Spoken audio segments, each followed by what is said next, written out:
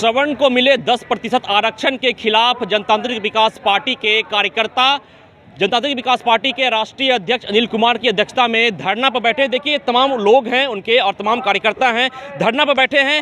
अनिल जी, क्यों आप सवर्ण आरक्षण के विरोध में हैं? देखिए, मैं सवर्ण आरक्षण के विरोध में नहीं हूँ, लेकिन जिस तरह से आज़ादी के 75 साल बाद सवर्णों को आरक्षण दिया गया, कुछ जातियों को जातिगत आरक्षण दिया गया बिना किसी कमीशन का, बिना किसी सर्वे का, बिना किसी समीक्षा का।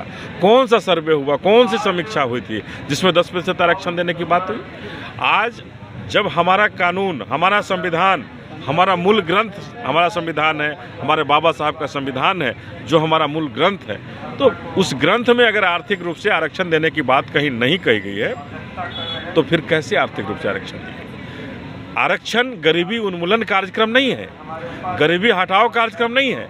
ये जो सामाजिक रूप से पिछड़ेपन थी, जो सामाजिक रूप से जिन्हें दबा कर रखा गया था सैकड़ों साल से, उन्हें आगे लाने का कार्यक्रम बनाया गया था आरक्षण के तहत। बाबा साहब ने उनके लिए आरक्षण की व्यवस्था की थी कि इन्हें मुख्य धारा में जोड़ा जाए। फिर ये विरोध क्यों किया गया?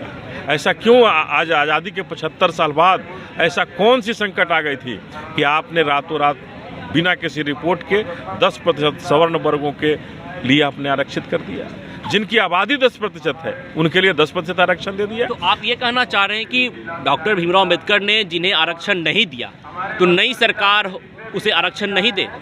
निश्चित रूप से आर्थिक रूप से आरक्षण देने का कोई भी प्रावधान हमारे संविधान में नहीं है, तो फिर कैसे दिया गया? संशोधित तो हो सकता है ना संविधान। संविधान संशोधित का मतलब क्या है? तो क्या गरीब केवल सवर्णों के अंदर है? शोषित, दलित, वंचित, पिछड़े, अति पिछड़े के अंदर गरीबी नहीं है? उन्हें तो आज झोपड़ी में रहना पड़ रहा है, कहीं कहीं उनकी झोपड़ियां भी छीन जाती है। उसी अति पिछड़े जाति में भी ऐसे कई लोग हैं जिनकी आर्थिक स्थिति काफी अच्छी है, तो उनको भी आरक्षण क्यों मिलता है? ये हमने पहले भी कहा कि ये गरीबी हटाओ कार्यक्रम नहीं है, आरक्षण गरीबी उन्मूलन कार्यक्रम नहीं है।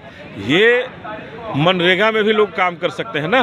क्या सवर्ण मनरेगा में काम नहीं कर सकता है? क्या सवर्ण पकौड़े नहीं बेच सकते हैं? जब देश के जो पढ़े लिखे लोगों को कहा जाता है कि पकौड़े बेचे, तो क्या इनके लिए कोई अलग कानून बनेगा क्या? देश बाबा साहब का है, देश हम सब सारे भारतीयों का है, देश केवल सवर्णों का नहीं है, देश हम सभी का है। और देश में केवल सवर्णों के लिए अगर कोई सोच रखता हो तो इसका विरोध होना चाहिए। और आर्थिक रूप से आरक्षण की बात हमारे संविधान में कहीं नहीं है, इसलिए इसका विरोध होगा। और जब तक वापस नहीं होगा हम अमन चैन से बैठने वाले हैं। आज डॉक्टर भीमराव अंबेडकर की पुण्यतिथि भी है, इस अवसर पर आपने धरना का आगाज किया है। आगे इस धरना का क्या स्वरूप होगा? देखिए, आज हमने इस धरना पर बैठ करके बाबा साहब का पुण्यतिथि है, उनको आज नमन किया है, उनको याद किया है, श्रद्धांजलि दी है।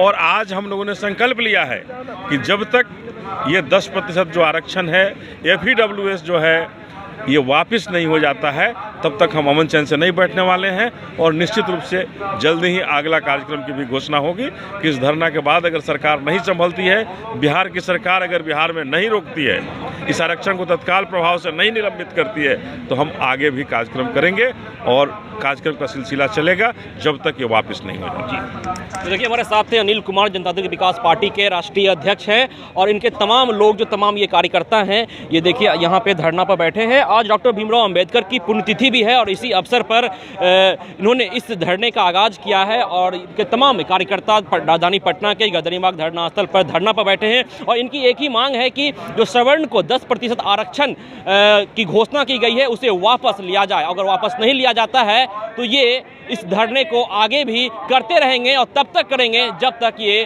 कानून वापस नहीं लिया जाता है। खबरों का सिलसिला यूं ही चलता रहेगा। विश्वजीत आनंद, फर्स्ट बिहार, पटना।